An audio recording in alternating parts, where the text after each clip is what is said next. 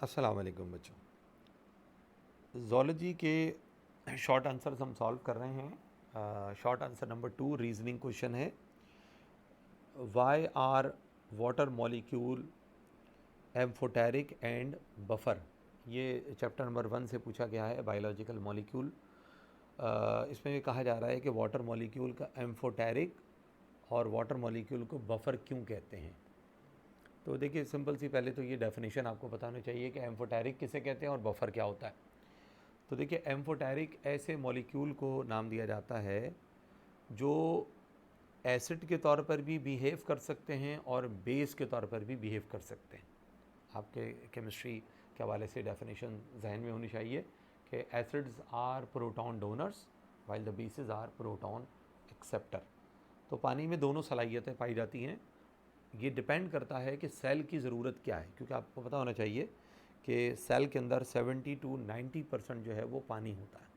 पानी के बहुत सारे काम है सेल के अंदर।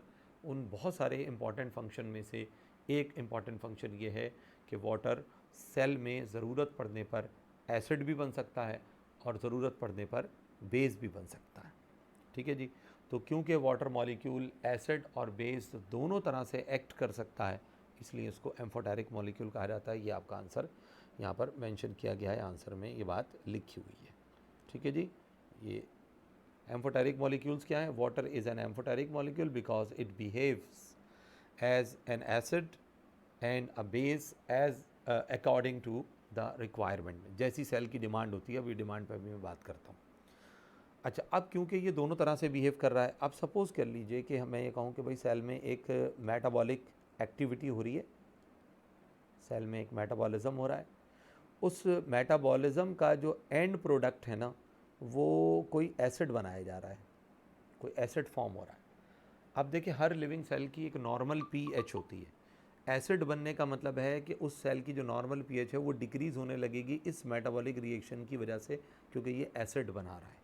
तो ऐसे हालात में सेल को ज़रूरत पड़ेगी कि सेल में कोई बेस मौजूद हो ताकि वो बनने वाले एसिड को न्यूट्रलाइज़ करे। तो ऐसे हालात में जो वाटर है ना यहाँ पर, वो बेस का काम करेगा, प्रोटॉन एक्सेप्टर का काम करेगा, ताकि बनने वाले एसिड को क्या किया जाए? न्यूट्रलाइज किया जाए। ठीक है जी।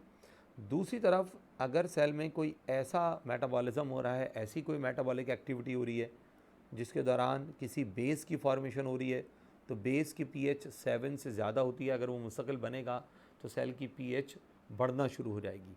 ऐसे हालात में वाटर का जो रोल है वो हो जाएगा, वाटर प्रोटॉन डोनर के तौर पर काम करेगा, यानी एसिड बन जाएगा। अगर पानी एसिड बन जाएगा तो वो बनने वाले बेस को क्या करेगा? न्यूट्रलाइज करेगा।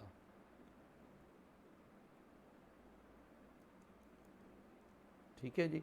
तो इसका मतलब ये हुआ कि हम ये कह सकते हैं कि सेल में अगर एसिड बनेगा तो वाटर का रोल होगा बेस का।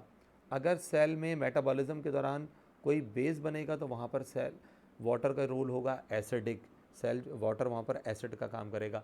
दोनों सूरतों में सेल का जो पानी का जो रोल है फाइनली, वो क्या है? बनने वाले एसिड को भी न्यूट्रलाइज़ करना, बनने वाले बेस को भी न्यूट्रलाइज़ करना। तो हम सादा अल्फाज में ये कह सकते हैं कि पानी जो है वो सेल की पीएच को मेंटेन करता है, और वो सब्सटेंसेस जो पीएच को मेंटेन करने के काम आते हैं उनको बफर्स का नाम दिया जाता है। बीइंग एन एम्फोटेरिक मॉलिक्यूल, क्योंकि पानी एम्फोटेरिक मॉलिक्यूल है तो वो क्या काम करता है? Maintains the pH of the cell. वो सेल की पीएच को मेंटेन करता है, therefore it act as a buffer of the cell. ठीक है जी। तो ये आपका आंसर है। बाकी ये डिटेल की शायद मेरे ख़्याल से तो आपको ज़रूरत नहीं है, ये समझाने के लिए आपको बताया गया। और लिख दें तो उसमें भी कोई हर्ज नहीं है कि अगर सेल में के मेटाबॉलिज्म इन सेल आपने लिखा, कोई मेटाबॉलिक एक्टिविटी हो रही है, तो ये आप चाहें तो ये भी आप लिख दीजिएगा। ये वैसे इसकी ज़रूरत नहीं है, आपका आंसर जो है ये 2 पॉइंट पे कंप्लीट हो जाता है। ठीक है, उम्मीद है समझ में आ गया होगा।